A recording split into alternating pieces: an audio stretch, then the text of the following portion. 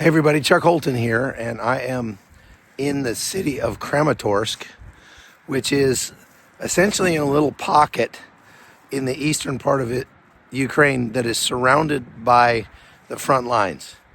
Kramatorsk, as a matter of fact, there's front lines that way, there's front lines over here, and there's front lines back that direction. As well, as long as you're not facing west, you are looking at the front lines from the top of this building here in Kramatorsk. Now, I'm not obviously going to do this live for several reasons. First of all, location data is important not to share when you are live, because then it makes you a target. I couldn't very well broadcast from up here because I would have to do it live, and I would be sending out my location data to do that.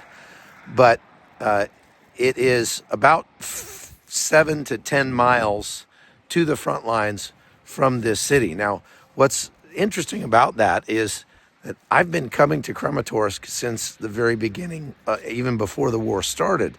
As a matter of fact, I was here about 2 weeks before the war started. No, about actually 2 days before the war started.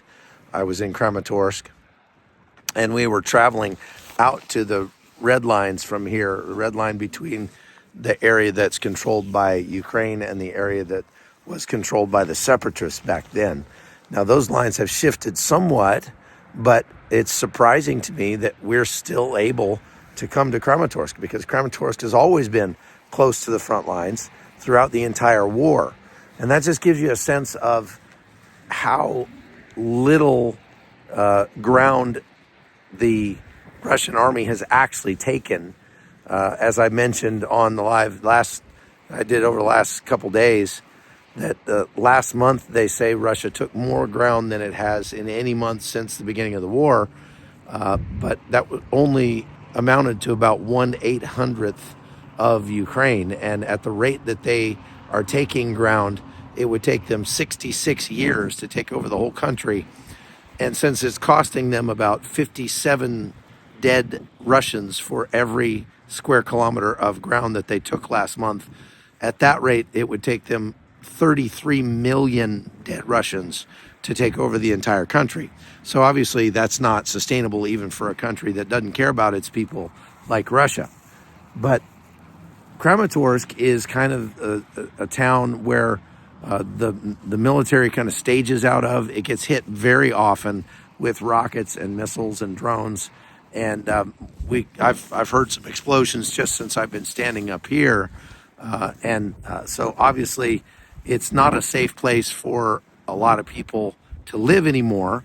But there are still people living here. We went to a coffee shop last night. We went to a restaurant and got some food, because the troops that are here need support.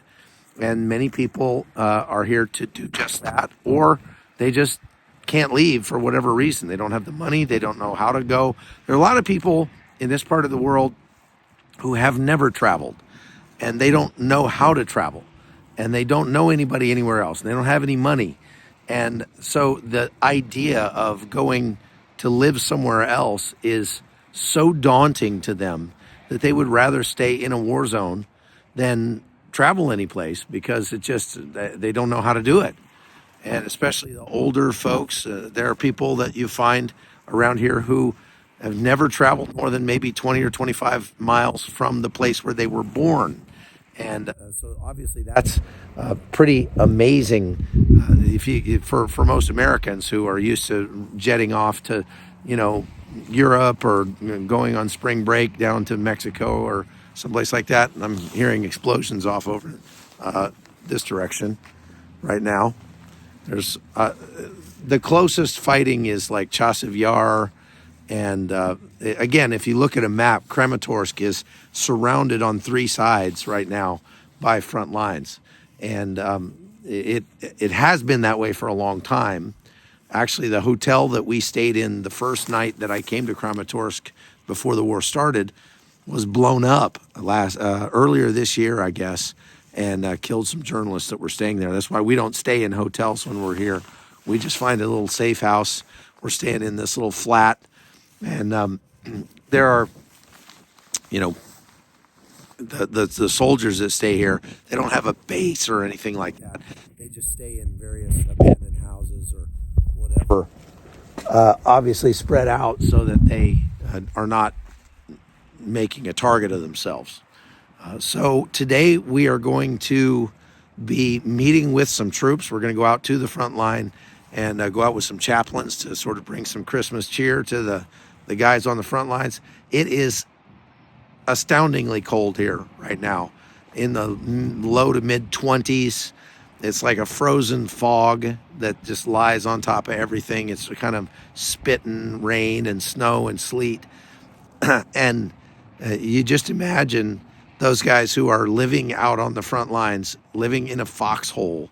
I mean, this is not like camping where you can pitch a tent and have a campfire and, you know, keep warm that way. These guys have very little to keep themselves warm, and they are miserable. The winter time in Ukraine is the worst. And so be praying for those troops. And the only good thing about it right now is that the ground is not quite frozen enough for tanks to move off of the roads and across, you know, the fields and things like that. And so that constrains the Russian military a little bit in how they want to, you know, move or things like that. So anyway, from Kramatorsk, I'll be going live once we get back on the road, headed to back to Kyiv tonight. We're going to probably have to drive overnight to get back to Kyiv, but this, again, just a real short trip out to the front lines, and I hope to bring you some good video of what that looks like a little later. Just be patient, because like I said, can't really go live from out here because it's just too dangerous. It's too risky to put up real-time location data about where we are. So even this video will be about 24 hours old by the time you see it. Okay? God bless you. We'll see you guys later.